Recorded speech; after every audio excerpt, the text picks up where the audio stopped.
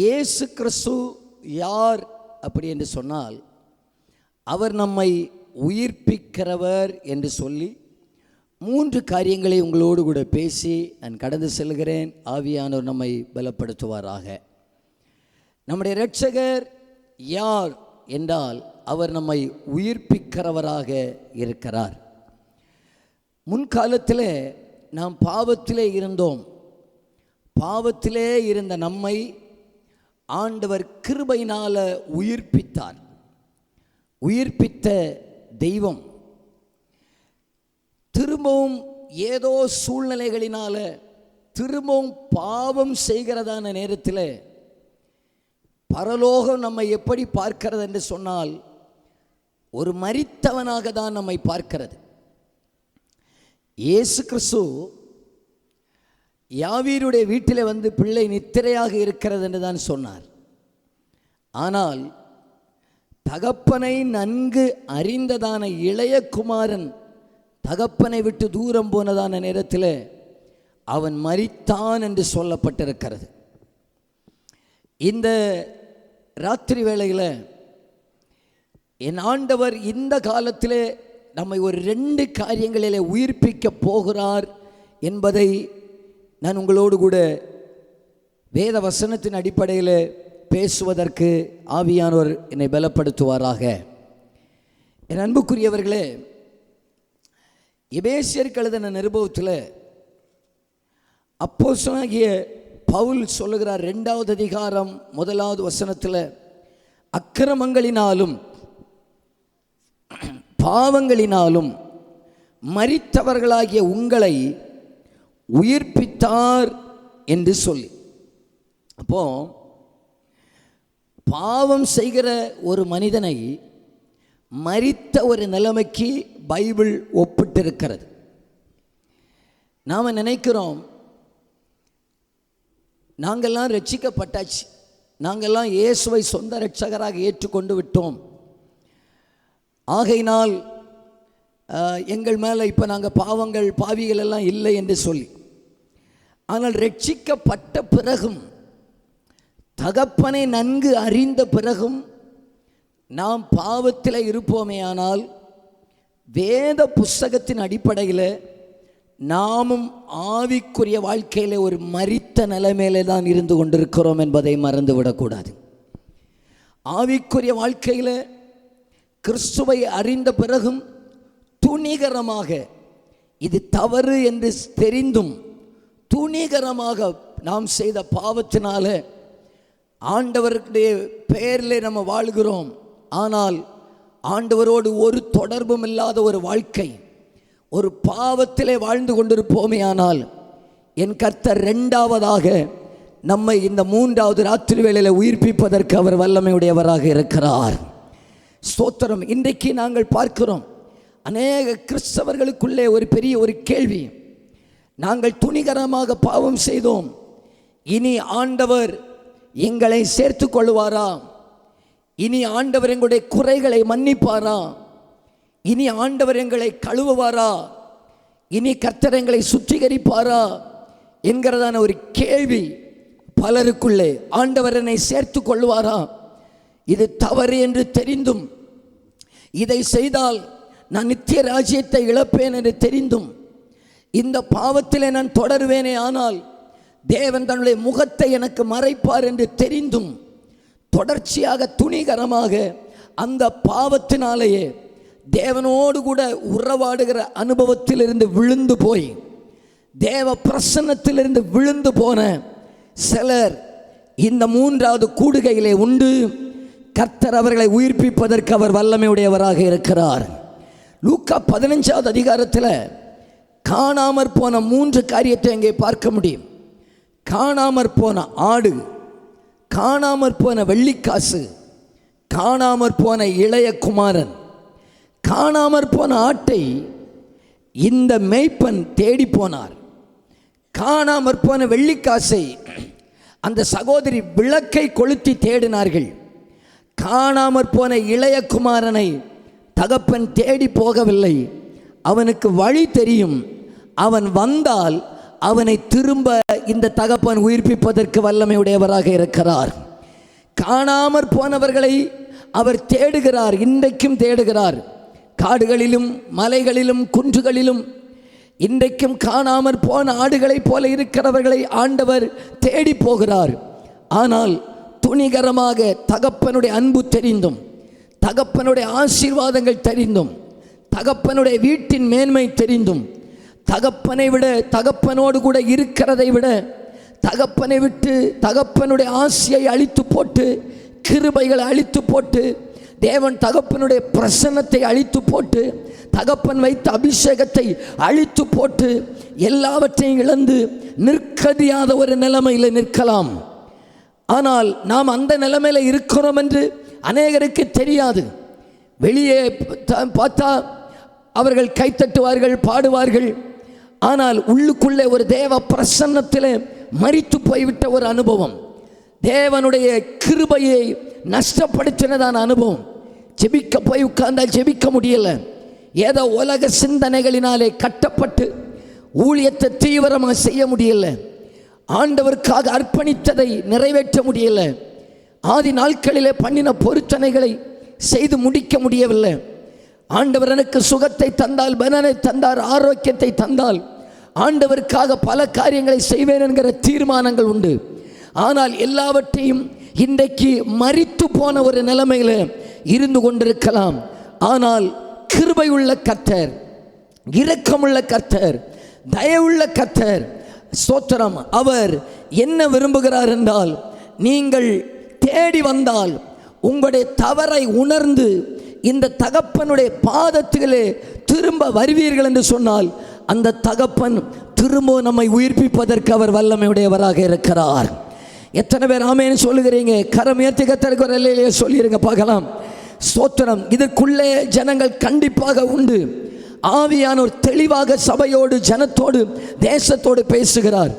தேசத்தில் அநேகர் உண்டு, இந்த கிராமத்தில் சிலர் உண்டு.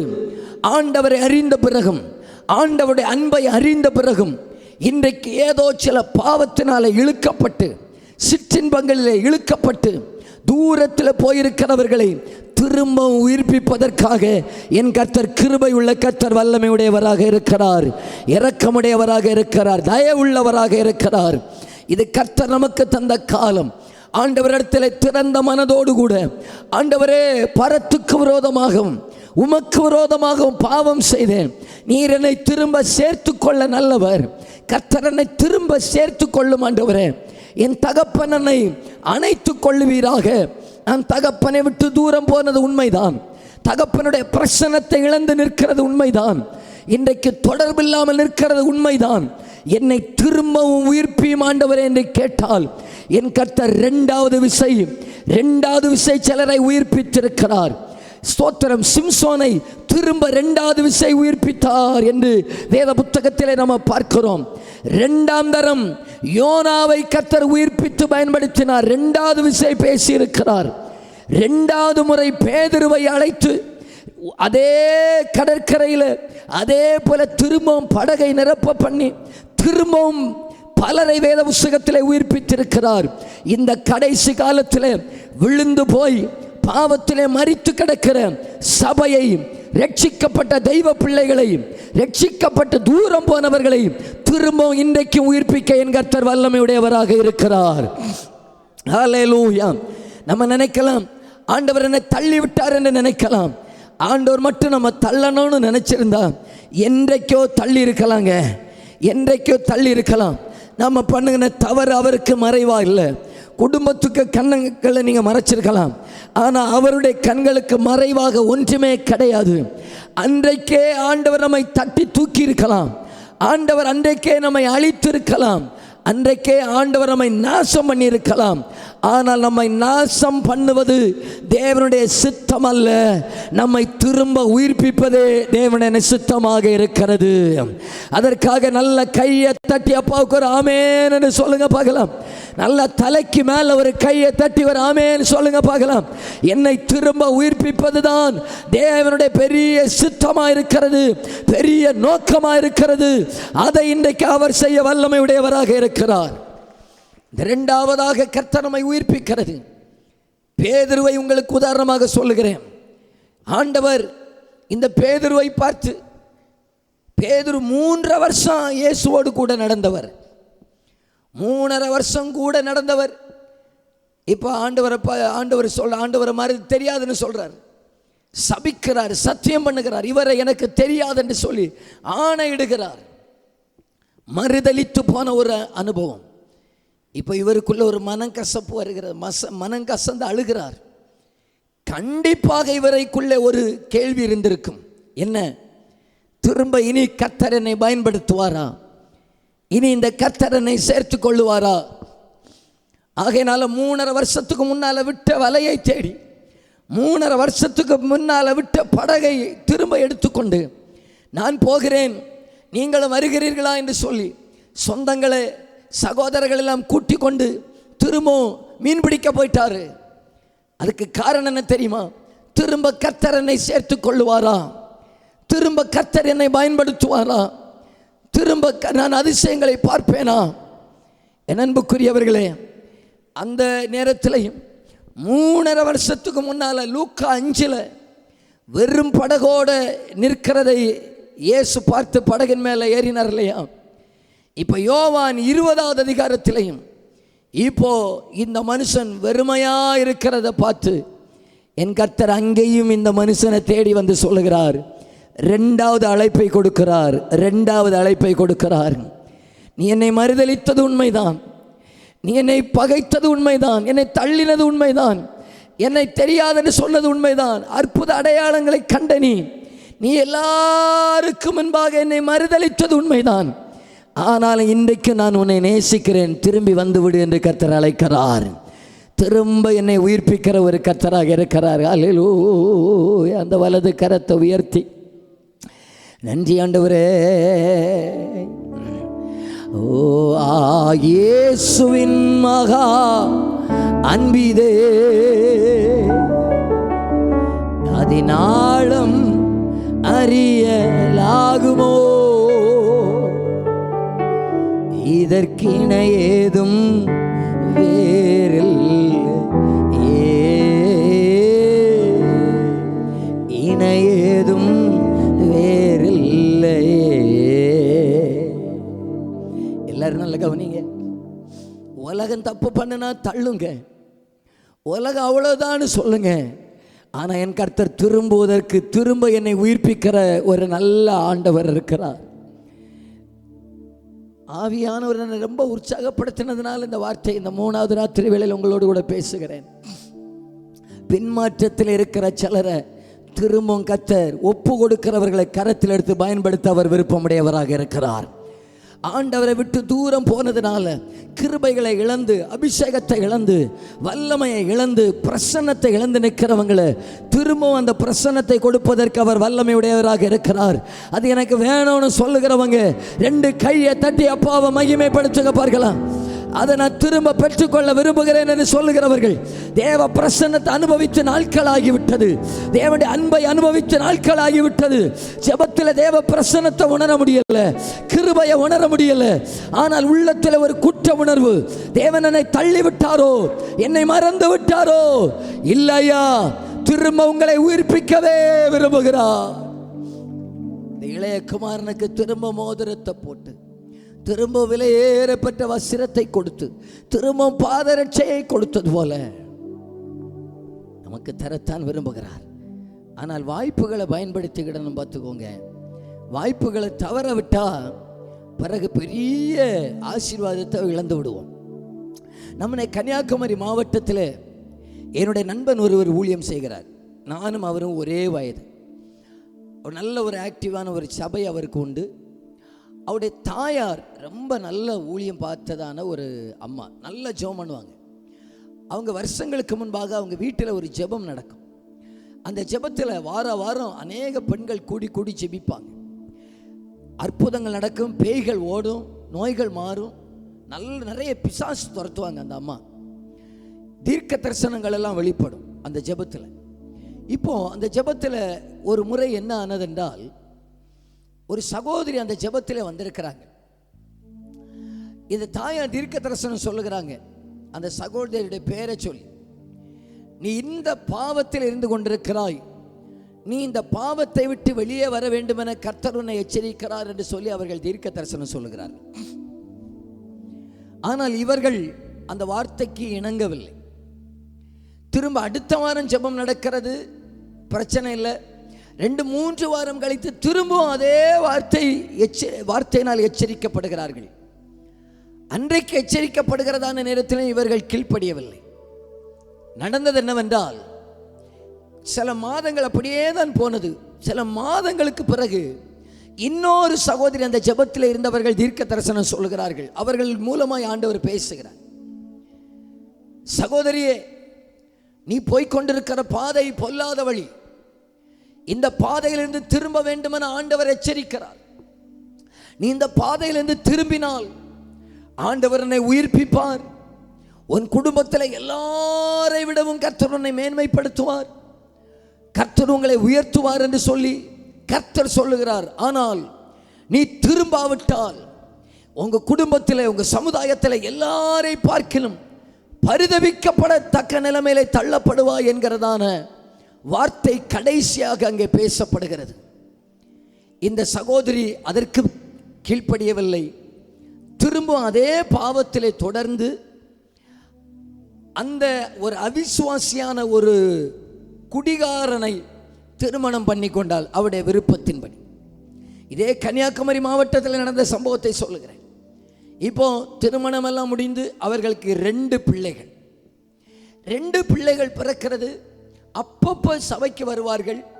இப்போ குடும்பத்தில் என்ன சொல்லிவிட்டார்கள் என்றால், அங்கே சபைக்கெல்லாம் போகக்கூடாது என்பதனால ஆராதனை கட்டு, ஸ்பெஷல் மீட்டிங் என்றால் வந்து கொண்டிருந்தார்கள். இப்போ அதுவும் கட்டு. 2 பிள்ளைகள், சின்ன பிள்ளைகள், ஓடி நடக்கிற அந்த வயதில் இருக்கிற பிள்ளைகளான உடனே இந்த சகோதரி பைத்தியக்காரியாக மாறிவிட்டாள். திடீரென பார்த்தால் இந்த ரோட்டு ஓரங்களிலே நடந்து கிழிந்த ட்ரெஸ்ஸோடு கூட மண்ணை எடுத்து தலையிலே வாரி போட்டு கொண்டு நடப்பாள். 2 பச்சிளங்குழந்தைகள் அம்மா அம்மா என்று பிள்ளை பின்னால ஓடும். புருஷன் இன்னொரு பக்கத்தில் பயங்கர குடிகாரனாக மாறிவிட்டான். இதையெல்லாம் அறிந்து ஒரு நாள் என்னுடைய நண்பனுடைய தாயார் போய், இப்போ ஒன்றும் பிரச்சனை இல்லை என்று சொல்லி, சில நேரத்தில் நல்லா இருப்பாங்க, சில நேரத்தில் ரொம்ப பைத்தியமாக இருப்பாங்க. நல்லா இருக்கிற நேரத்தில் போய் அவங்கள பார்த்து ஒரு நாள் ட்ரெஸ் எல்லாம் சேஞ்ச் பண்ண வச்சு, நீ வா எங்கள் சர்ச்சுக்கு வா என்று சொல்ல, இவங்களே அந்த ஆராதனை நேரத்தில் அவங்க வீட்டில் கொண்டு வச்சு அவங்களுக்கு ரூமுக்குள்ளே வச்சு நல்ல ட்ரெஸ் பண்ணி நல்லா குளிப்பாட்டி எடுத்து சபைக்கு பக்கத்தில் கொண்டு வந்தாங்க. வாசல் பக்கம் வரைக்கும் வந்தாங்க. வாசல் பக்கத்தில் வந்த உடனே வாசல் இருந்து திரும்பவும் மண்ணள்ளி தலையில் போட்டு விட்டு ஓடி போய் விட்டாள். சில ஆண்டுகளுக்கு முன்னால் வரைக்கும் பைத்தியக்காரியாய் அங்கும் இங்கும் ஓடிக்கொண்டிருந்தாள். இப்பொழுது அவளுடைய நிலைமை என்னவென்று நான் அறியேன். என் அன்புக்குரியவர்களே, சில காரியங்களை ஆண்டவர் எச்சரித்து திரும்புவதற்கு அழைப்பு தருகிறது. எதனாலன்னு சொன்னா, நம்ம மேல வைத்த அன்பினாலையும் நம்ம மேல வைத்த கிருபையினாலையும் கர்த்தர் அழைப்பு தருகிறவராக இருக்கிறார். அந்த நேரத்தில் கீழ்ப்படிந்தால் இளைய குமாரனை தூக்கி நிறுத்தி அழகு பார்த்தது போல நம்மையும் அழகு பார்க்க நல்ல ஆண்டவராக இருக்கிறார். அதை உணர்கிறவங்க என் கூட சேர்ந்து கையை தட்டி அப்பாவை மகிமைப்படுத்துங்க பார்க்கலாம். ஓ ஹல்லேலூயா. ஓ இயேசுவின் மகா அன்பீதே அதின் ஆழம் அறியலாகுமோ, இதற்கின ஏதும் வேறில்லையே, இன ஏதும் வேறில்லையே. இந்த பாட்டு எத்தனை பேருக்கு தெரியும்? கையை உயர்த்துங்க பார்க்கலாம். என் கூட சேர்ந்து கையை தட்டி பாடலாமா? இயேசுவின் மகா அன்பீதே அதின் ஆழம் அறியலாகுமோ, இதற்கின ஏதும் வேறில்லை. உங்க சத்தம் உயரட்டும். இதற்கின ஏதும் இல்லையே, இன ஏதும் இல்லையே. ஆவியாக இருக்கையிலே அன்பாய் பாரில் என்னை தேடி வந்தாரே, ஈசன் என்றும் கைப்பல்லாமலே நேசனாக மாற்றிடவே, பாவியாக இருக்கையிலே அன்பாய் பாரில் என்னை தேடி வந்தாரே, ஈசன் என்றும் கைப்பல்லாமலே நேசனாக மாற்றிடவே. இயேசுவின் மகாம் ஆவே அதின் ஆழம் அறியலாகுமோ, இதற்கின ஏதுமே இல்லையே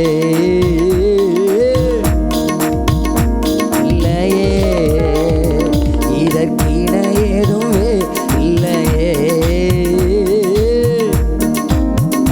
ஒரு முறை கூட உற்சாகமாக இயேசுவின் மகா அன்பீரே, அந்த அன்பை உணர்ந்து ஆண்டவரே இயேசு ராஜா இதற்கின ஏதுமே இல்லையே, இன ஏதுமே இல்லையே, இதற்கின ஏதுமே இல்லையே, இன ஏதும் வேறில்லையே. ஒரு முறை கூட இந்த பகுதிக்கு ஆண்டவர் ஒரு கூடுகை தந்ததுடைய நோக்கம் என்னவென்றால், பின்மாற்றத்திலே தூரத்தில் இருக்கிற சிலரை ஆண்டவர் உயிர்ப்பிக்க விருப்பமுடையவராக இருக்கிறார். ஹல்லேலூயா. அதை நான் உணர்றேன்னு சொல்லுகிறவங்க திரும்ப ஒரு கையை வேத்தி கத்தருக்கிற அல்லேலூயா சொல்லிருங்க பார்க்கலாம். ஸ்தோத்திரம். இந்த நல்ல வாய்ப்பை விட்டுறாதீங்க, இந்த நல்ல தருணத்தை விட்டுறாதீங்க. நாங்கள் இங்கே பிரசங்கம் பண்ணி கொண்டே இருக்கலாம், ஆனால் உள்ளத்தில் ஒரு கதறுதலோடு எந்த இடத்திலிருந்து விழுந்தீர்கள் என்று உணர்கிறீர்களோ அந்த இடத்திலிருந்து விழுந்தேன் கர்த்தாவே, என்னை திரும்ப உயிர்ப்பித்து விடும் ஆண்டவரே, திரும்ப என்னை தூக்கி எடுத்து விடும் ஆண்டவரே என்று ஒப்பு கொடுங்கள். இந்த இடத்திலிருந்து நீங்கள் போகும்போது இரட்சண்யத்தின் சந்தோஷத்தை திரும்ப உங்களுக்கு தந்து உங்களை உயிர்ப்பிக்க அவர் வல்லமையுடையவராக இருக்கிறார். ஹல்லேலூயா. நான் வேகமாய் கடந்து செல்கிறேன். இரண்டாவதாக ஒரு பகுதியை ஆண்டவர் உயிர்ப்பிக்கிறவராக இருக்கிறார். வெளிப்படுத்தின விசேஷ புத்தகம் 3வது அதிகாரம் சர்தை சபையை குறித்து சொல்லுகிறதான நேரத்தில் அங்கே கர்த்தர் என்ன செய்கிறார்? சர்தை சபையின் தூதனுக்கு நீ எழுத வேண்டியது என்னவென்றால், தேவனுடைய 7 ஆவிகளையும் 7 நட்சத்திரங்களையும் உடையவர் சொல்லுகிறதாவது, உன் கிரியைகளை அறிந்திருக்கிறேன், நீ உயிர் உள்ளவன் என்று பெயர் கொண்டிருந்தும் செத்தவனாய் இருக்கிறாய்.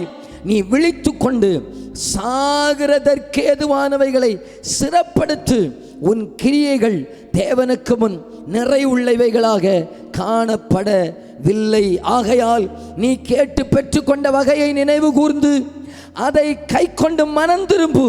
நீ விழித்திராவிட்டால் திருடனை போல உன்மேல் வருவேன், நான் உன்மேல் வரும் வேளையை அறியாதிருப்பாய் என்று சொல்லி, இரண்டாவதாக சபைகளை ஆவிக்குரியதிலே ஆவிக்குரிய வாழ்க்கையில் கர்த்தர் உயிர்ப்பிக்க விருப்பமுடையவராக இருக்கிறார். எல்லாரும் என்ன கவனிங்க, கடைசி காலம், நம்ம கடைசி காலம்னு சொல்லுகிறோம் இல்லையா? இந்த கடைசி காலத்தில் நான் நேற்றைய தினத்தில் லேசாக தொட்டு வைத்தேன். நான் அடுத்த 3வது பகுதி பேசும்போது உங்களுக்கு புரியும். கடைசி காலத்தில் ஆண்டவர் தேசத்தையோடு கூட சொன்ன காரியங்கள் எல்லாம் அப்படியே நிறைவேறி கொண்டிருக்கிறது. 1-2 உங்களுக்கு சொல்லுகிறேன். காசா குடியேற்று போகும் என்று பைபிளில் இருக்கிறது. ஆமோஸ் தீர்க்கதரிசன புத்தகத்தில் காட்சாவில் தீ கொளுத்துவேன் என்று சொல்லப்பட்டிருக்கிறது. செப்பனியாவின் புத்தகத்திலே காசா குடியேற்று போகும் என்று இருக்கிறது. இது காசாவை குறித்ததான தீர்க்க தரிசன வார்த்தை. 2023 அக்டோபர் 8ஆம் தேதியில் காசாவிலிருந்து ஹமாஸ் குழுவினர் இஸ்ரேலுக்கு நேராக ஏவுகணைகளை ஏவுகிறார்கள். 20 நிமிஷத்தில் ஏறக்குறைய 7000 ஏவுகணைகளை ஏவினார்கள். பெரிய இழப்பு. அங்கே சில நிமிஷங்களுக்குள்ளே இஸ்ரவேல் பிரதமர் என்ன தெரியுமா அறிவித்தார்? யுத்தம் ஆரம்பித்து விட்டது, காசாவை மக்கள் குடியேற முடியாத இடமாக மாற்றுவோம் என்று சொல்லி. இன்றைக்கு நான் பிபிசி நியூஸ் என்கிறதான தமிழ் செய்தியில் நான் வாசித்தேன். ஒரு மனுஷன், அவருடைய குடும்பத்திலிருந்து 109 பேர் மரித்திருக்கிறார்கள். சொந்தங்கள் அத்தனை பேர் மரித்து தனி மரமாக நின்று கொண்டிருக்கிறார். இந்த யுத்தத்திலே மரித்தவர்களுக்கு ஒரு கையும் கணக்கும் அல்ல. நான் என்ன சொல்றேன்னா, காசா குடியேற்று போகும் என்று நூற்றாண்டுகளுக்கு முன்பாக செப்பனியா தீர்க்கதரிசியை கொண்டு ஆண்டவர் சொன்ன வார்த்தை அப்படியே நிறைவேறுகிறது. இஸ்ரேல் தேசம் துளிர்க்கும் என்று இயேசு கடைசி காலத்தில் சொன்ன வார்த்தைகள் அப்படியே நிறைவேறுகிறது. இயற்கைகளிலே மாற்றம் உண்டாகும் என்று சொல்லி இயேசு சொன்ன வார்த்தைகள் நம்முடைய கண்கள் காண அப்படியே நிறைவேறி கொண்டிருக்கிறது. இவைகளுடைய நிறைவேறுதலை மட்டுமே நம்ம பார்த்து கொண்டிராமல், இவைகளெல்லாம் நடக்கும் பொழுது இன்னொரு காரியம் சபையின் மத்தியில் நடக்க வேண்டும். அது என்ன தெரியுமா? கடைசி நாட்களில் மாம்சமான யாவர் மேலும் என் ஆவியை ஊற்றுவேன் என்று கர்த்தர் நமக்கு வாக்கு பண்ணி இருக்கிறார். இந்த வாக்கு பண்ணின இந்த பரிசுத்த ஆவியை இன்றைக்கு கர்த்தர் சபைகளிலே ஊற்றினால்தான் சபைக்குள்ளே இருக்கிற மரித்த அனுபவங்கள் மாறி சபைக்குள்ளே கர்த்தர் ஒரு அசைவை உண்டு பண்ணுகிறவராக இருக்கிறார். இங்கே பின்னால் இருக்கிற அன்பு ஊழியக்காரர்கள், முதிர்ந்த ஊழியக்காரர்கள் பழைய எங்கள் பிதாக்களிடத்தில் கேட்டால் சொல்லுவார்கள், ஆதி காலத்தில் இருந்ததான சபைக்குள்ளே இருந்ததான ஜீவன் இன்றைக்கு சபைகளில் இல்லை. அதை ஒத்துக்கொண்டுதான் ஆகணும், எந்த மாற்று கருத்துமே கிடையாது. ஏன்? ஆதி காலத்தில் சபையில் இருந்த தேவ பிரசன்னம் போச்சு, ஆதி காலத்தில் சபைகளுக்குள்ளே இருந்த தரிசனம் போச்சு. பெந்தகோஸ்து நாளிலே இறங்கி வந்ததான நேரத்தில் ஆவியானுடைய கிரியைகள் நடந்தது. இன்றைக்கு சபைக்குள்ளே இல்லை, போச்சு.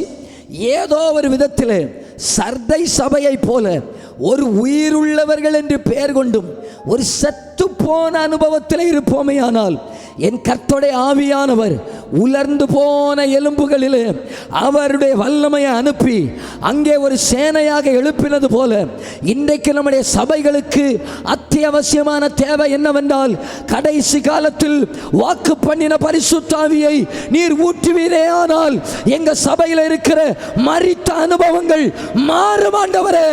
எங்கள் சபைகளை இந்த நாட்களில் உயிர்ப்பிக்க வேண்டும் என்கிற வாஞ்சையை ஆவியானவர் நமக்கு தருவாராக. இது தேவன் நமக்கு கொடுத்த வாக்கு தத்துவம். இந்த வாக்கு தத்துவத்துக்காய் கதறுகிறவர்களுடைய சபைகளிலே என் கர்த்தர் உயிர்ப்பிக்க வல்லமையுடையவராக இருக்கிறார். அவர்களுடைய சாபனங்களை உயிர்ப்பிக்க வல்லமையுடையவராக இருக்கிறார். ஸ்தோத்திரம். நம்ம ஒத்துக்கொள்ளணும், ஆண்டவரே நாங்க தான் கர்த்தாவே இன்னைக்கு சர்த சபையை போல இருக்கிறோம். உயிருள்ளவன் என்று பேருண்டா? பின்ன உயிருள்ளவன் என்று பேரா இல்லை. இது போல சவுண்ட் சிஸ்டம் எங்கள் பிதாக்கள் பார்க்க ஒன்றும் செய்யல. இது போல மியூசிக் சிஸ்டம் எங்கள் பிதாக்கள் ஒன்று பார்க்கல. வெளியே பார்த்தா உயிரெல்லாம் இருக்கு, ஆனால் உள்ளுக்குள்ள ஒரு மரித்த அனுபவத்தில் இருப்போமே. ஆனால் இந்த அனுபவத்தை என் கர்த்தர் சபையிலே விரும்புகிறவர் அல்ல. மரித்து போன சபைகளுக்குள்ள இந்த காலம் ஜீவனை கொண்டு வருகிற காலமாக இருக்கிறது. சபைகளுக்குள்ளே ஆண்டவர் ஒரு உயிர்த்தெழுந்த வல்லமையை கொண்டு வருகிற காலமாக இருக்கிறது. எசேக்கியேல் 37 நமக்கு தெரியும். அங்கே உலர்ந்து போன எலும்புகளை பார்த்து ஆண்டவர் கேட்கிறார், இதெல்லாம் உயிரடையுமா என்று சொல்லி. இன்றைக்கு சபைகளில் இருக்கிற குழப்பங்களை பார்த்தால், சபைகளில் இருக்கிற அனுபவங்களை பார்த்தால் பல நேரத்தில் நமக்கே நம்பிக்கை இல்லை. சபைகளில் இனி ஒரு எழுப்புதல் உண்டாகுமா கர்த்தாவே? இனி ஒரு பெந்தகோஸ்து நாள சபை பார்க்குமா கர்த்தாவே?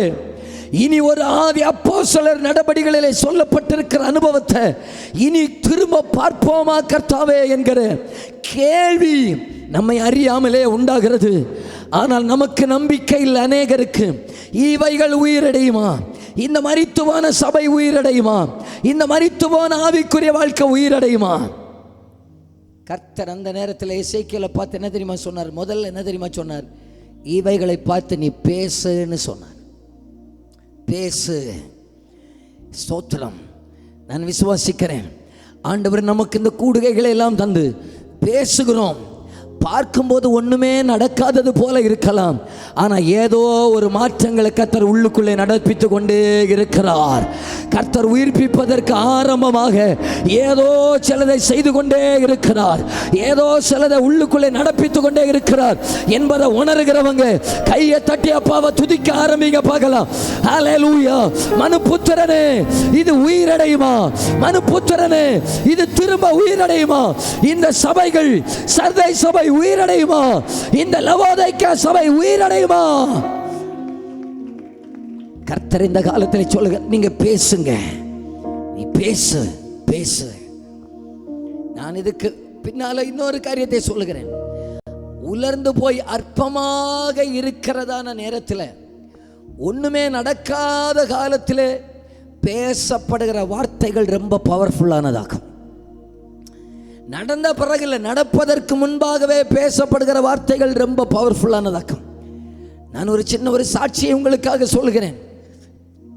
அமெரிக்க தேசத்தில் ஒரு சபை, அந்த சபையில் 3000 விசுவாசிகள் உண்டு. 3000 விசுவாசிகள், ஞாயிற்றுக்கிழமான 3000 விசுவாசிகள் இருப்பார்கள். சபையில் நல்ல வருமானம் உண்டு. அங்கே இருந்த போதகர் டிரான்ஸ்ஃபர் ஆகி இன்னொரு இடத்துக்கு போயிட்டார். அங்கே இன்னொரு போதகர் அங்கே வருகிறார். அங்கே புதிதாக ஒரு போதகர் வந்துவிட்டால் அந்த போதகருக்கு அந்த சபை கார் வாங்கி கொடுத்து விடும். போதகருடைய பிள்ளைகளை படிக்க வைத்து விடுவார்கள் சபை. ஏனென்றால் 3000 விசுவாசிகள் உண்டு, நல்ல ஃபண்ட் உண்டு. இப்போ புதுசாக ஒரு போதகர் அங்கே வந்திருக்கிறார். இந்த பாஸ்டர் அவர்களுக்கு ஞாயிற்றுக்கிழமை பார்க்கிறார். ஞாயிற்றுக்கிழமை பார்த்தா 3000 விசுவாசிகள் இருக்கிறாங்க. கொயர் நல்லா பாடுது, நல்ல மியூசிக் சிஸ்டம், நல்ல சவுண்ட் சிஸ்டம் எல்லாம் இருக்கு. இதெல்லாம் பார்க்கிறார். ஆனால் உயிர் உள்ளவன் என்று பெயர் இருக்கிறது, செத்த அனுபவம் என்பதை அவர் புரிந்து கொண்டார். 1 மாசம் ஆச்சு, 2 மாசம் ஆச்சு, ஒரு தேவ பிரசன்னத்தை பார்க்க முடியலையே, ஒரு தேவனுடைய மகிமையை பார்க்க முடியலை என்று சொல்லி இவர் ஒரு தீர்மானம் எடுத்தார். என்ன தீர்மானம் எடுத்தார்? ஒவ்வொரு நாளும் ராத்திரி வேளையில் 12 மணிக்கு அந்த சபையிலே வருவார். ராத்திரி 12 மணியிலிருந்து 2 மணி வரைக்கும் அந்த சபையுடைய நடு மையத்திலே முழங்கால் படிட்டு அவர் ஜெபிப்பார். ஆண்டவரே, சபையிலே மக்கள் இருக்கிறார்கள், சபையிலே ஃபண்ட் இருக்கிறது, ஆனால் சபையிலே உடன் ஊழியர்கள் இருக்கிறார்கள், பிரசன்னம் இல்லையே, மகிமை இல்லையே அப்பா. ஒரு மந்தமா மரித்த நிலைமையில சபை இருக்கிறதே ஆண்டவரே. சில மாதங்கள் அப்படியே இரவு வேளையில் வருவார், ஜெபிப்பார், போயிடுவார். இப்படியே ஓடிக்கொண்டிருந்தது. ஒரு நாள் சபையுடைய செக்ரட்டரி ராத்திரி வேளையில் இவரை பார்த்து கேட்டாராம். நானும் 2-3 நாளாவே பார்த்துட்டு இருக்கிறேன், ராத்திரி இங்க வர்றீங்க, இங்க ராத்திரி உங்களுக்கு இங்க என்ன வேலை பாஸ்டர்? அப்ப அவர் சொன்னாராம், நான் இப்படி ஒரு காரியத்துக்காக ராத்திரி 12 மணியிலிருந்து 2 மணி வரைக்கும் இந்த சபையிலே உட்காந்து நான் ஜெபித்து கொண்டே இருக்கிறேன் என்று சொல்லி. உடனே செக்ரட்டரி சொன்னாரா, நாளை முதல் இது சரிப்பட்டு வராது, நீங்க மட்டும் ஜெபித்தா போதாது, இந்த தேவ மகிமைக்காக நீங்கள் காத்திருப்பீர்கள் என்று சொன்னால் உங்களோடு கூட நானும் கரம் கோர்க்கிறேன், நமக்கு 2 பேருக்கும் இணைந்து ஜெபிப்போம் என்று சொல்லி, 2 பேரும் சேர்ந்து சில மாதங்கள் தொடர்ச்சியாக தேவ சமூகத்தில் வருவார்களாம், கரம் பிடித்து ஜெபிப்பார்களாம், அந்நிய பாஷைகளை பேசுவார்களாம், சபையை சுற்றி ஜெபிப்பார்களாம், மேடையை சுற்றி ஜெபிப்பார்களாம், சபை வளாகத்தை சுற்றி ஜெபிப்பார்களாம். எதற்காக? எங்கள் சபையை உயிர்ப்பியும் ஆண்டவரே, எங்கள் சபையை உயிர்ப்பியும் ஆண்டவரே, எங்கள் சபை உயிர் உள்ளவன் என்று பெயர் கொண்டு செத்து போன அனுபவத்தில் இருக்கிறதப்பா. எங்கள் சபையிலிருந்து ஒரு எழுப்புதல் உண்டாகட்டும் ஆண்டவரே. உலர்ந்து போன எலும்புகளிலே உண்டானதான ஒரு அசைவு, உலர்ந்து போன எலும்புகளிலே உண்டானதான ஒரு தெய்வத்துடைய பிரசன்னம் எங்கள் சபையிலே வெளிப்படட்டும் ஆண்டவரே. கதற ஆரம்பித்தாங்க, ஜெபிக்க ஆரம்பித்தாங்க. நடந்தது என்ன தெரியுமா? ஒரு நாள் ஞாயிற்றுக்கிழமை ஆராதனை, கொயர் பாட்டு ஆராதனை எல்லாம் முடிச்சுக்கிட்டு தொடர்ந்து உள்ள பிரசங்க நேரத்துக்கு பாஸ்டருடைய கையில் மைக்க கொடுத்தாங்க. பாஸ்டர் மைக்க பிடித்து தொடர்ந்துள்ள பிரசங்கத்துக்காக எல்லாரும் எழுந்து நின்று ஜெபிப்போம் என்று சொல்லி கைகளை உயர்த்தினார். அவ்வளவுதான், ஆவியானவருடைய பிரசன்னம் அங்கே இறங்கி வந்தது. ஒரு பலத்த ஒரு மகிமை அந்த கூடாரத்தில் இறங்கி வந்தது. பாவ உணர்வடைந்து சிலர் ஓ என்று கதறினார்கள். இனியும் சிலர் மகிழ்ச்சியினால ஆனந்த கைப்போடு கூட ஆண்டவரை துதித்து கொண்டிருக்கிறார்கள். ஒரு கூட்டம் வாலிப பிள்ளைகள் மேடைக்கு முன்னாலே விழுந்து கிடந்து, ஆண்டவரே நாங்கள் பாவிகள் கர்த்தாவே, ஆண்டவரே ஆண்டவரே எங்களை மன்னியும் என்று அலறுகிறார்கள். போதகருக்கு பிரசங்கம் எல்லாம் பண்ண முடியல, குறித்த நேரத்தில் கூட்டத்தை முடிக்க முடியல. ஒரு அளவுக்கு மேலே வந்த உடனே என்ன தெரியுமா சொன்னார்? நான் இங்கே கூட்டத்தை முடிக்கிறேன், பிரசங்கம் சாயங்காலம் 6 மணிக்கு நான் கூட்டத்தை இங்கே திரும்ப கூட்டம் உண்டு, ஞாயிற்றுக்கிழமை 6 மணிக்கு எல்லாரும் வந்து விடுங்கள் என்று சொல்லி, இவர் அதுக்கு முன்னாலே மத்தியானம் சாப்பிட்டுட்டு அங்கே போய் ஜெபிக்க பார்த்தா 4 மணிக்கே சபை நிரம்பி வழிய ஆரம்பித்திருக்கிறது. 4 மணிக்கே சபை நிரம்பி வெளியாக, சபையில் மக்கள் கூட்டம் கூட்டமாக குரூப்பாக ரவுண்டாக இருந்து கையை பிடித்து அந்நிய பாஷையை பேச ஆரம்பித்திருக்கிறார்கள். சில ஆண்டுகள் அந்த ஆராதனை தொடர்ந்து நடக்க அந்த கூடுகை நிமித்தம் ரட்சிக்கப்பட்டவர்கள் பல ஆயிரக்கணக்கானவர்கள். என் அன்புக்குரியவர்களே, எத்தனை பேர் நான் பேசுறது புரிகிறவங்க கையை வேர்த்துவர் அல்லேலியா சொல்லுங்க பார்க்கலாம். கரங்களை அசைந்து கப்பாவுக்கு அல்லேலியா சொல்லுங்க பார்க்கலாம்.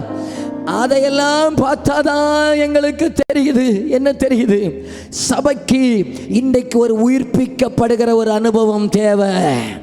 சபையில் இன்றைக்கு நல்ல எல்லாமே இருக்கிறது, ஆனால் தேவ மகிமை இல்லை, தேவ பிரசன்னம் இல்லை. ஆனால் ஆண்டவர் நமக்கு வாக்கு பண்ணியிருக்கிறார், கடைசி காலத்தில் தருவேன் என்று சொல்லியிருக்கிறார். எங்கள் கண்கள் காண அதை தருவீராகப்பா என்று வாஞ்சிக்கிறவர்கள் ஒரு நிமிஷம் கையை தட்டி ஆண்டவரை சோத்திரம் பண்ணுங்க பார்க்கலாம்.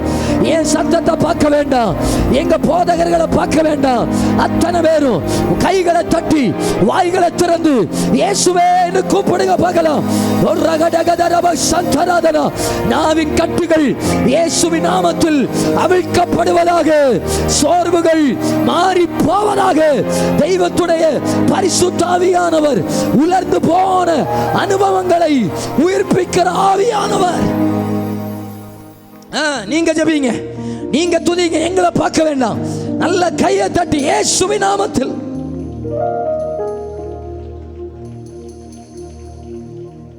நல்ல நல்ல அபிஷேகம் பெற்றவங்க அந்நிய பாஷைகளை பேசுங்க பார்க்கலாம். எங்க சபையில், எங்க குடும்பங்களில் ஒரு பலத்த ஒரு அபிஷேகம், ஒரு எழுப்புதலின் காற்று, பலத்த ஒரு அபிஷேகம், மரித்து போன அனுபவம் மாறட்டும். இனி ஒரு உயிர்ப்பிக்கப்பட்ட ஆராதனை, உயிர்ப்பிக்கப்படுகிற வார்த்தைகள் எங்கள் பிரசங்க பீடத்தில் வெளிப்படுவதாக. ராஜா, ஆயிரங்கள் எங்கள் ஊழியத்தின் மூலமாகவும் திருப்பப்படுவார்களாக, 10,000 திருப்பப்படுவார்களாக.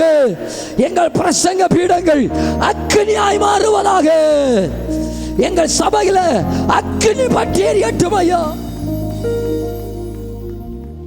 ஹல்லேலூயா, ஹல்லேலூயா, ஹல்லேலூயா.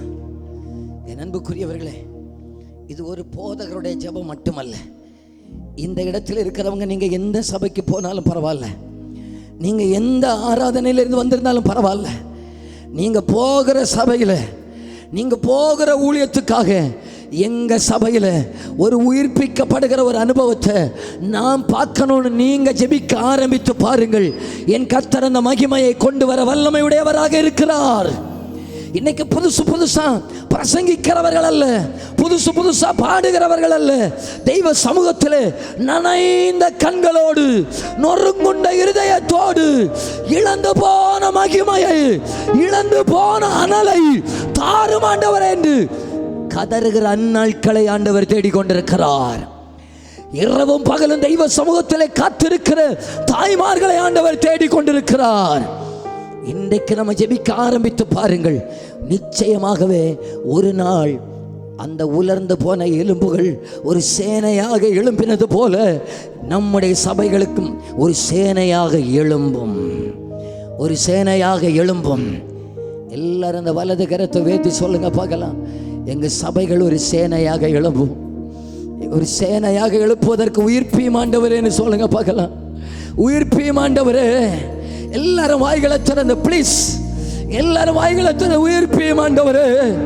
நம்ம மட்டும் ஒரு சேனையா மாறிட்டோம்னா, நமக்கு விரோதமாய் தீட்டப்படுகிறதான அதிகார வர்க்கங்களில் தீட்டப்படுகிற சட்டங்கள் அது செயலற்று போகும்.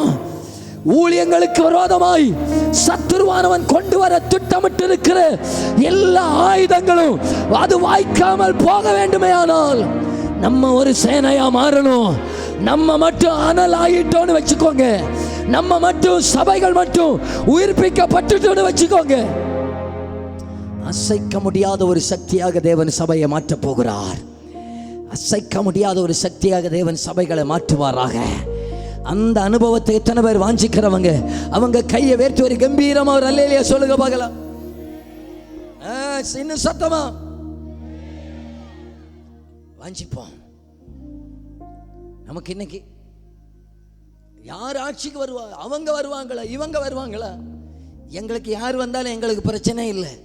யார் வந்தாலும் எங்களுக்கு ஆவியானவர் வந்தா போதும். எங்க சபையை யாராலும் அசைக்கலாம் முடியாதுங்க. சோத்திரம் அல்லேலூயா சொல்லுங்க பார்க்கலாம். ஆமா பாஸ்டர், நீங்க எல்லாம் யாருக்கு ஓட்டு போடுவீங்க? சபை மக்களுக்கு யாருக்கு ஓட்டு போட சொல்றீங்க? நான் என்ன தெரியுமா சொல்லியிருக்கிறேன், உங்களுக்கு யாரை பிடிச்சிருக்கோ அவங்களுக்கு ஓட்டு போடுங்க. எல்லாரையும் பிடிச்சிருக்குன்னா எல்லா பட்டன்லையும் புதுக்கிட்டு வந்துருங்க. ஆமாம், நாங்கள் அதெல்லாம் சொல்கிறதுக்காக ஆண்டவர் எங்களை ஒன்றும் வைக்கல. நீங்கள் யாருக்கு ஓட்டு போட்டாலும் போடாட்டாலும் அடுத்து யார் வருவான்னு ஆண்டவர் முன்குறிச்சிருக்கிறாரோ அவங்க தான் வருவாங்க. ஆனால் வாரவங்களை வச்சு கத்த தேசத்தை அசைக்க வல்லமை உடையவராக இருக்கிறார். சோத்திரம், யார் வந்தாலும் பரவாயில்ல, எங்களுக்கு சபைக்கு ஆவியானவர் வரணும். எங்களுக்கு இன்னொரு பெந்தகோஸ்தை பார்க்கணும், இன்னொரு பெந்தகோஸ் அனுபவத்தை பார்க்கணும், இன்னொரு அப்போஸ்தலர் ரெண்டா பார்க்கணும். நமக்கு இன்னைக்கு அரசியல் பேசி பேசியே நேரத்தை ஓட்டிட்டோம். நமக்கு நேரம் இல்லை. அது அவர் வருவாரா, இவர் வருவாரா, அந்த கூட்டணி வந்ததா, இந்த கூட்டணி வந்ததா. சோத்திரம், நமக்கு அது ஒன்றும் விஷயம் இல்லைங்க. நாங்கள் இடையில போன வருஷத்தில் நான் டெய்லி நியூஸ் பார்க்குற ஆளாகும். கரெக்டாக நியூஸ் பார்ப்பேன், வாசித்துருவேன். டெய்லி நியூஸ் பார்ப்பேன். வேலூருக்கு போனோம். அங்கே ஒரு மலை மேலே 4 நாள் ஊழியம். அங்கே மொபைலில் டவரே கிடைக்காது. அங்கே டவரே கிடைக்காது. 4 நாளுக்கு நியூஸும் பார்க்க முடியல, ஒன்றும் பார்க்க முடியல.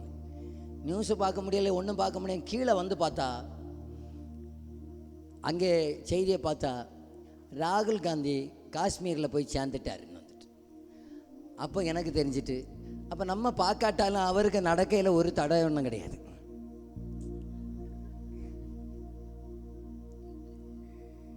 நான் சொல்கிறது எத்தனை பேருக்கு புரியுது? புரிகிறவங்க ஒரு அல்லேலூயா சொல்லுங்க பார்க்கலாம். அப்போ தான் நான் நினச்சேன், ரொம்ப நேரம் நியூஸ்லேயே நம்ம தான் நேரத்தை செலவிட்டு பண்ணுறோமோ. நம்ம என்ன பார்த்தாலும் பார்க்காட்டாலும். இதே போல் ஒரு ஞாயிற்றுக்கிழமை ஒரு கன்வென்ஷனில் பிரசங்கம் பண்ணிவிட்டு வீட்டில் போய் நியூஸை பார்க்குறேன்.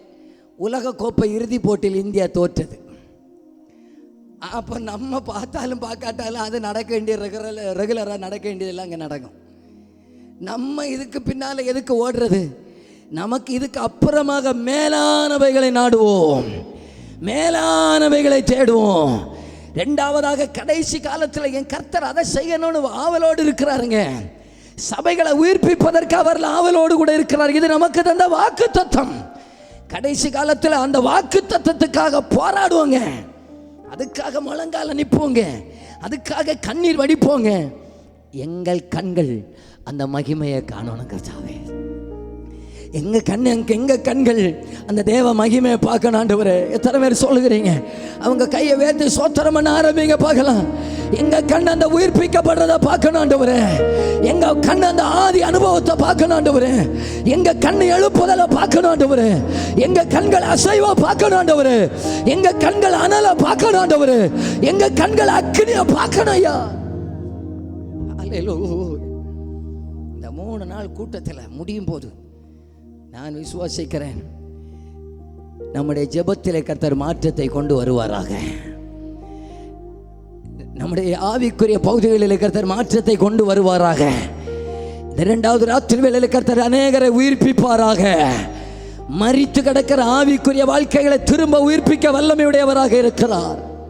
ஹல்லேலூயா, ஹல்லேலூயா. 2ஆம் விசை திரும்ப எங்களை உயிர்ப்பியும் ஆண்டவரே. சிம்சோன் கேட்டார், திரும்ப ஒரு விசை கூட. நம்ம இப்போ எப்படி தெரியுமா கேட்கணும்? திரும்பன்னு சொன்னால் மறுபடியும் என்ற அர்த்தம். ஒரு முறை கூடன்னு அர்த்தம், முன்பு போலன்னு அர்த்தம். திரும்பவும் அன்னைக்கு இருந்தது போல எங்களுக்கு இன்னைக்கும் தாருமாண்டவரே, தாருமாண்டவரே. அப்படிப்பட்ட ஒரு அனுபவத்தை எங்கள் தேசத்துக்கு நீர் தாருமாண்டவரே, எங்கள் சபைக்கு தாருமாண்டவரே. தேவ பிரசன்னம் மட்டும், தேவ மகிமை மட்டும் நம்ம சபையில் வெளிப்பட்டுட்டுன்னா ஜனங்களை கர்த்தர் ஆவியானவரை இழுத்து கொண்டு வந்துடுவார். ஆவியானவரே இழுத்து கொண்டு வந்துடுவார். ஸ்தோத்திரம். நம்ம பிள்ளை அழகாக பாட்டு பாடினா, மனுஷனை அவரே கட்டி இழுத்து சட்டையை பிடிச்சி இழுத்து கொண்டு வந்துடுவார். நம்ம சபைகள் ஆவியானவர் பலமாக அசைவாட ஆரம்பிச்சிட்டாருன்னா, ராத்திரி வேளையில் ஒரு சொப்பனம் கொடுத்தா போதும். சனிக்காரம ராத்திரி வேளையில் ஒரு பகுதிக்கு சொப்பனம் கொடுத்தா போதும், காலையில் எல்லாம் இங்கே கரெக்டாக வந்துடுவாங்க. நேபுகாத்து நேச்சார் பார்த்தது மாதிரி ஒரு சொப்பனை நம்முடைய பெரியவருக்கு கொடுத்துட்டாருன்னா அடுத்த நாள் சர்ச்சைக்கு ஓடி போயிடுவார். ஸ்தோத்திரம். ஏன்னா ஆண்டவருக்கு ஒரு மனுஷனை கட்டி இழுத்து கொண்டு வந்துடுவாருங்க. ஆண்டவர் இழுத்து கொண்டு சபைக்குள்ளே போட்டுருவாருங்க. அவர் இழுத்து கொள்ளுகிற ஆவியானவர், அந்த ஆவியானவர் எங்கள் சபையில் வெளிப்பட்டா போதுங்க. அந்த அனுபவம் போச்சுங்க, அது திரும்ப வரணுங்க. ஸ்தோத்திரம். அது இருந்ததுங்க. பேதுரு முதல் பிரசங்கம் பண்ணுறார், பேயா ஓடிச்சு. பேதுருன்னா அன்னைக்கு அந்த அபிஷேகத்தோட நிறைவில் இயேசுவின் நாமத்தினால் எல்லா பேயும் வெளியே வான்னா 3000 கடந்து ஆடி இருக்கும். ஒரு பேயா ஓடிச்சு. நோய்கள் உள்ளவர்கள் லைனா வாங்கண்ணா, ஒரு நோயும் வரல. இதோ நான் ஒரு சா என்கிற பெயரில் ஒரு மனிதனை பார்க்கிறேன், அவன் பெயர் சகேவா. அப்படியா நான் கேட்டார். பேதரை எழுந்து நின்று, ஜீவாதிபதியை கொலை செய்தீர்கள், அதற்கு நாங்கள் சாட்சிகளாக இருக்கிறோம். இந்த வார்த்தையை கேட்கும் போதே உள்ளத்தில் கேட்ட அத்தனை பேரும் குத்தப்பட்டு என்ன தெரியுமா செஞ்சாங்க? ஒரு அற்புதம் நடக்காட்டாலும் பரவாயில்லைங்க, ஆவியானவர் எங்க மேல வெளிப்பட்டா ஜனங்கள் ரட்சிக்கப்படுவாங்கன்னு நாங்கள் விரும்புகிறோம். நாங்கள் அதை உணர்கிறோம். நம்ம நினைக்கிற நோய் மாறினா தான் ரட்சிக்கப்படுவாங்க. ஒன்று மாறாட்டாலும் ஜனங்கள் ரட்சிக்கப்படுவாங்க. அதுக்கு அப்போஸ்தலர் 2வது அதிகாரம் சாட்சி. அதை நீங்க எத்தனை பேர் ஆமேன்னு சொல்லுகிறீங்க? ஆமோதிக்கிறவங்க கையை உயர்த்தி வர அல்லேலூயா. ஆமா, வார்த்தை தொடப்படுமையானால் வார்த்தையை அனுப்பி ஆண்டவர் இழுத்து கொண்டு வார். ஒரு வார்த்தை போதுங்க, ஜனங்களை கத்த தொற்றுவார், உள்ள கொண்டு வந்துருவார். அப்படிப்பட்ட ஒரு அனுபவம் இன்றைக்கு இல்லாததற்கு காரணம், அதுக்கு பேர் தான் மரித்த ஒரு அனுபவம். நாங்கள் நல்லா தான் இருக்கிறோம்னு சொல்கிறவங்களெல்லாம் ஆண்டவர் உயிர்ப்பிக்க முடியாது. நாங்கள் மரித்த நிலைமையில் இருக்கிறோம் என்று ஒத்துக்கொள்ளுகிறவர்களை தான் என் கர்த்தருக்கு உயிர்ப்பிக்க முடியும். ஒரு ஆமேன்னு சொல்லுங்கள். திரும்ப சொல்கிறேன், நாங்கள் பர்ஃபெக்ட்னு சொன்னால் நாங்கள் நல்லா தான் இருக்கிறோம். ஓஹோ, இவர் கணுக்கால் அளவிலேயே போதும் அடைஞ்சிட்டார். அப்போ கணுக்கால் அளவிலேயே நீர் காலம் ஃபுல்லாக கப்படுத்து கோரி ஊற்றிட்டே நில்லும், ஆண்டவர் அதுக்கு மேலே நடத்த மாட்டார். இல்லை இல்லை இல்லை, இன்னும் எங்களை ஆழத்தில் கொண்டு வரணும். இதுக்கு அப்புறமாகவும் ஆவிக்குரியத்திலே ஒரு உயிர் தழுகிற ஒரு பகுதி இருக்கிறது. உயிர் தெளிந்த வல்லமை அனுபவிக்கிற ஒரு பகுதி இருக்கு. அந்த பகுதிக்கு நேராக நடத்தணும்னு விரும்புகிறவங்க எத்தனை பேர் இருக்கிறீங்க? அந்த பகுதியை எங்க தேசம் பார்க்கணும்னு விரும்புகிறவங்க தலைக்கு மேல கையை தட்டி வர ஆமென். ஹalleluya ஹalleluya ஹalleluya ஹalleluya. பேதுருவே, நீர் இதுவரைக்கும் பார்த்த ஆழத்தில் போட்டு வந்து வெறுமலையா நிற்கிறீர். பேதுருவே, நீர் இதுவரைக்கும் போகாத ஒரு ஆழமான பகுதிக்கு நேராக என் கர்த்தர் என்னை கொண்டு வர விரும்புவாரே ஆனால், நான் அதற்கு போவதற்கு தயாராக இருப்பேனே ஆனால், என் படகும் என் சபையும் என் தேசமும் ஆசீர்வதிக்க அவர் வல்லமையுடையவராக இருக்கிறார். நான் அந்த பகுதிக்கு போனோம், நான் அந்த அளவு வரணும். இருக்கிறதில் திருப்திப்படுகிறதல்ல, என் ஆண்டவர் இன்னொரு உயிர்ப்பிக்கப்படுகிற ஒரு அனுபவத்தை வைத்திருக்கிறார், இன்னொரு ஆழத்தை வைத்திருக்கிறார். பேதுரு போகாத ஒரு பகுதியை சொல்றாரு, போங்க நீ. ஹல்லேலூயா. இந்த 2024 பிப்ரவரி மாதத்துடைய கடைசி நாள். இந்த நாள் வரைக்கும் போகாத ஒரு ஆழத்தை மார்ச் மாதத்துக்குள்ளே நான் போக விரும்புகிறேன். முட்டோளமல்ல அரையோளம் போரா வலி ஒரு ஜீவ நதியொழுகா நீந்தியிட்டல்லாது கடப்பான் வையாத்த நீருறவு இன்னு திருக்கநாதா. நீந்தியிட்டல்லாது கடப்பான் வையாத்த நீருறவு இன்னு திருக்கநாதா. நாங்க பார்க்குறோங்க, இத்தனை காலம் இல்லாத அளவுக்கு ஒரு எழுப்புதலுக்காக ஜெபிக்கிற ஒரு தலைமுறையை இன்றைக்கு கர்த்தர் நம்முடைய தேசத்தில் எழுப்பி தந்திருக்கிறார். நீங்க அதை எத்தனை பேர் ஒத்துக்கொள்ளுகிறீங்க? கையை வேர்த்தி ஆமேன்னு சொல்லுங்க பார்க்கலாம். இத்தனை பேருடைய ஜெபங்களை என் கர்த்தர் தள்ளவே மாட்டார். அந்த அனுபவத்தை நிச்சயமாக தரத்தான் போகிறார். நிச்சயமாகவே அப்படிப்பட்ட ஒரு ஆழமான ஒரு அனுபவத்தை சபைக்கு தரத்தான் போகிறார். இந்த மைனாரிட்டி அதெல்லாம் ஆண்டவர் மாற்றிடுவார். கர்த்தரின் 1000 10,000 சபையை தேடி வருகிற நிலைமைகளை கர்த்தர் கொண்டு வருவார். நிச்சயமாகவே கொண்டு வருவார். சபைக்கு இன்னைக்கு அத்தியாவசிய தேவை எங்களை உயிர்ப்பி ஆண்டவரே என்று ஜெபிக்கிறவர்கள் தேவை. கையை வேர்த்து சத்தமாக கர்த்தருக்கு ஒரு இல்லையே சொல்லுங்க பார்க்கலாம். ஒரு அடியர் எல்லாரும் என் கூட சேர்ந்து கையை தட்டி பாடலாமா? முட்டோளமல்ல அரையோளம் போரா வலி ஒரு ஜீவ நதியோடுவா. முட்டோளமல்ல அரையோளம் போரா வலி ஒரு ஜீவ நீந்தியிட்டல்லாது கடப்பான் வையாத்த நீருறவு இன்னு துறக்கநாதா. நீந்தியிட்டல்லாது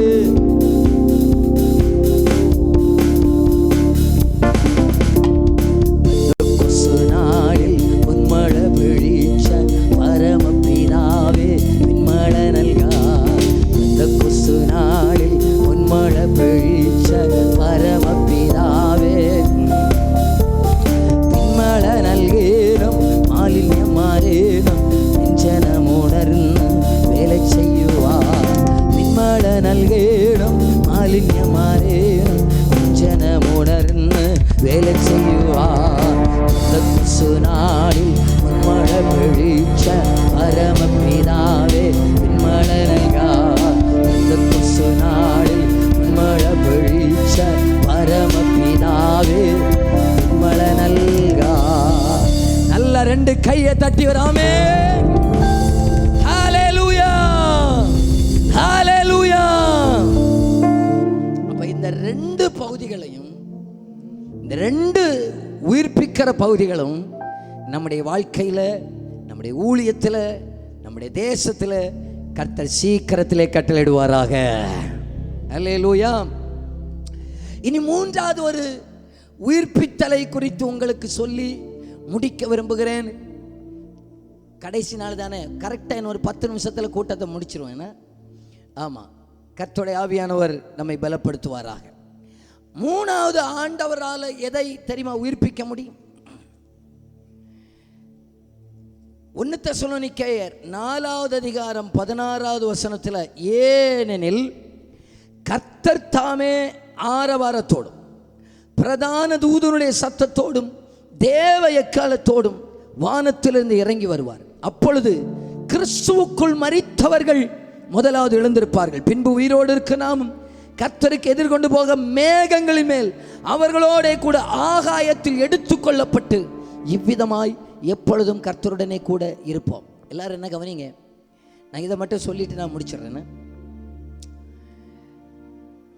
ஆண்டவர் இனி எதற்காக தெரியுமா சபைகளில் பரிசுத்த ஆவியை தந்து சபைகளை உயிர்ப்பிக்கணும்னு விரும்புகிறார்னா, நம்முடைய கர்த்தராகிய இயேசு சீக்கிரமாக வரப்போகிறார்.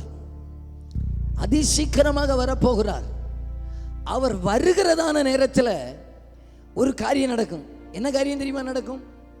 அவர் வருகை நாளில் நம்பர் 1 கிறிஸ்துவுக்குள் மரித்தவர்கள் உயிரோடு கூட எழும்புவார்கள்.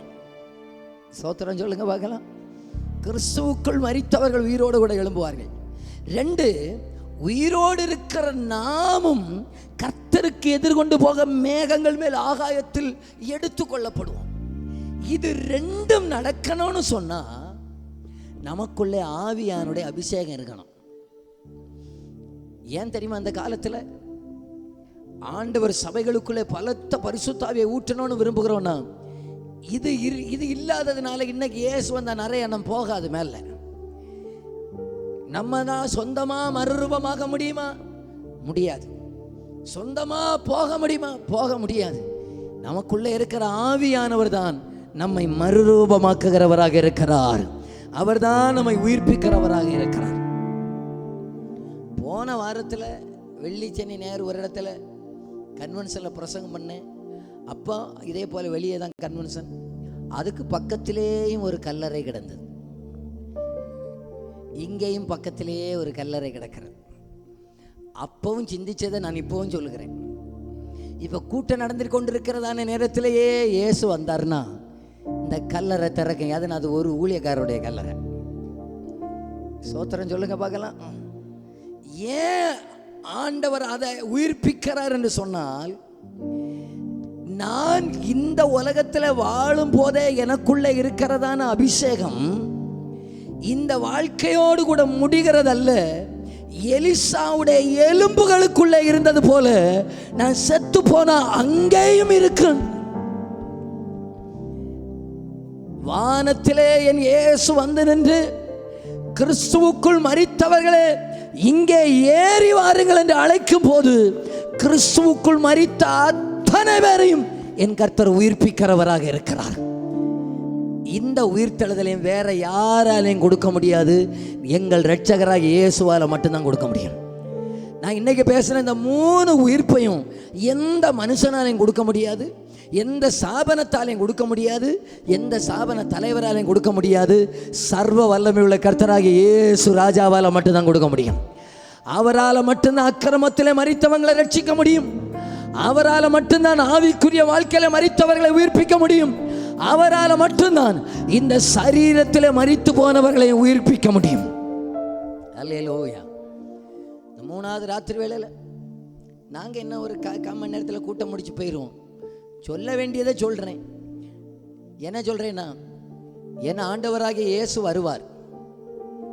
ஒருவேளை வருகை தாமதமாச்சுன்னு சொன்னால், வருகைக்கு முன்பாக நிறைய பேர் இந்த இடத்துல இருக்க மாட்டீங்க.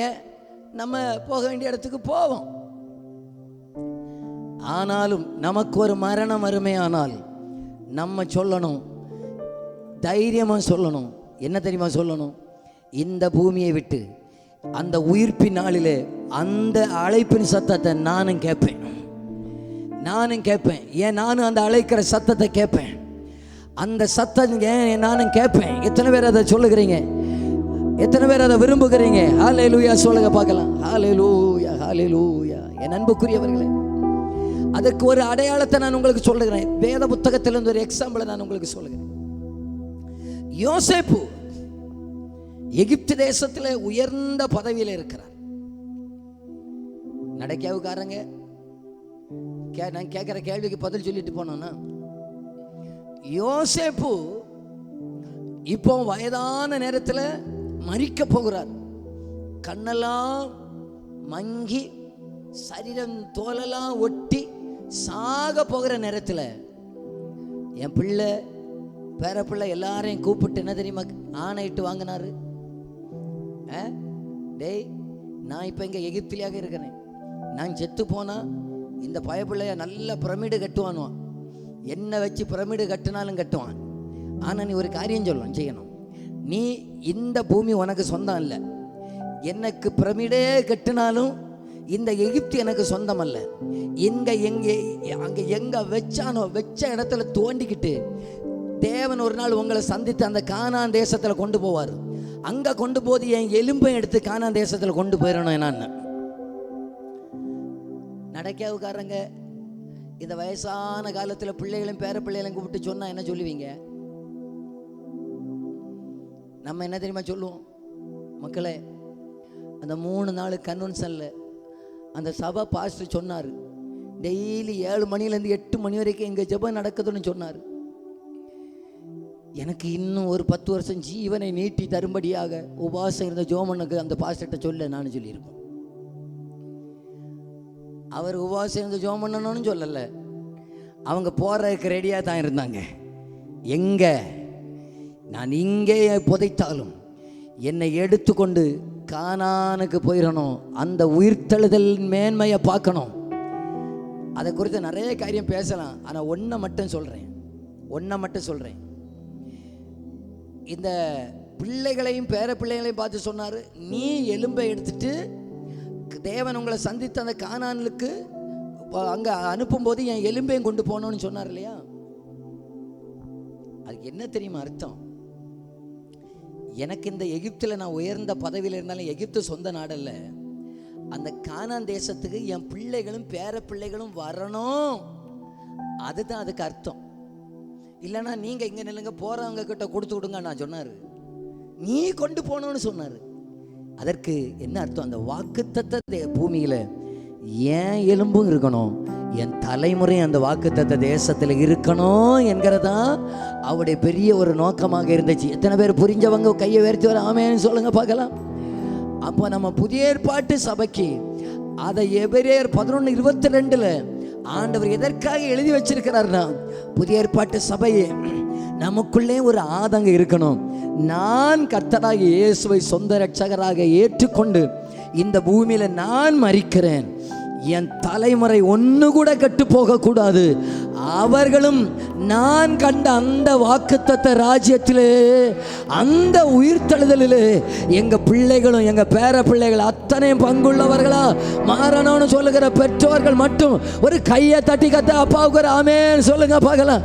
நான் கண்ட அந்த வாக்குத்தத்த தேசத்தில், அந்த உயிர்த்தெழுதலின் மேன்மையில் என் பிள்ளைகள் இருக்கணும், என் பேர பிள்ளைகள் இருக்கணும், என் தலைமுறை அத்தனையும் அந்த வாக்குத்தத்த தேசத்தில் வந்து சேரணும். நீங்க எதுக்காக ஜெபிக்காவிட்டாலும் பரவாயில்ல, நீங்க இதுக்காக ஜெபிக்கணும். அழைப்பின் சத்தம் கேட்டு நானும் ஆயத்தம் ஆகிடுவே, அழைப்பின் சத்தம் கேட்டு நானும் ஆயத்தம் ஆகிடுவே, நாட்களும் நெருங்குதே, வாஞ்சையும் பெருகுதே, நாட்களும் நேருங்குதே, வாஞ்சையும் பெருகுதே. என் கூட சேர்ந்த கையை தட்டி பாடலாம். பரலோகமே என் சொந்தமே என்று காண்பேனோ, பரலோகமே என் சொந்தமே என்று காண்பேனோ, என் இன்ப இயேசுவை என்று காண்பேனோ, பரலோகமே என் சொந்தமே என்று காண்பேனோ. இதை பிலிப்பியர்ல அப்போஸ்தலனாகிய பவுல் என்ன தெரியுமா அழகா சொல்றார்? பிலிப்பியருக்கு எழுதின நிருபம் அதோடைய 3வது அதிகாரம் 20-21 நம்முடைய குடியிருப்போ பரலோகத்தில் இருக்கிறது, அங்கிருந்து கர்த்தராகிய இயேசு கிறிஸ்துவின் இரட்சகர் வரை எதிர்பார்த்து கொண்டிருக்கிறோம். அவர் எல்லாவற்றையும் தமக்கு கீழ்ப்படுத்திக் கொள்ளத்தக்க தம்முடைய வல்லமையான செயலின்படியே நம்முடைய அற்பமான சரீரத்தை தம்முடைய மகிமையான சரீரத்தை ஒப்பாக மறுரூபமாக்குவார், அதுதான் உயிர்ப்பிப்பார். கையை உயர்த்தி அல்லேலூயா சொல்லுங்க பார்க்கலாம். எல்லாரும் உங்கள் வலது கையை உங்கள் தலைக்கு மேலே வைங்க பார்க்கலாம். தலை கொண்டு வந்தவங்க எல்லாம் வைப்பாங்க. தலைக்கு மேலே கையை வச்சு சொல்லுங்க, இது அற்பமானது. கொஞ்சம் சொல்லுங்களேன், இது அற்பமானது. அப்படியே டெய்லி 2-3 தடவை சொல்லிக்கிட்டேன்னா கை கீழே போடுங்க. என்ன மேக்கப்பு பண்ணினாலும் இது அற்பமானது. கேட்டீங்களா? 70 வயசான பாட்டியை நீங்கள் டை அடிச்சுட்டு வந்தாலும் அது ஒரு நாள் போத்தான் செய்யும். ஏன்னா இது அற்பமானது. ஏன்னா இன்னைக்கு இந்த கூட்டத்தில் முதுகொலியோடு வந்திருக்கலாம், என் அடுத்த கூட்டத்துக்கு முன்னால் கழுத்தொலி வராமலா போகும். ஏன்னா இது அற்பமானது. ஏதாவது ஒன்று மாறி மாறி வரத்தான் செய்யும். இது மண்ணுக்கு போகிறது. இது அற்பமான சரீரம், இது அற்பமான சரீரம்.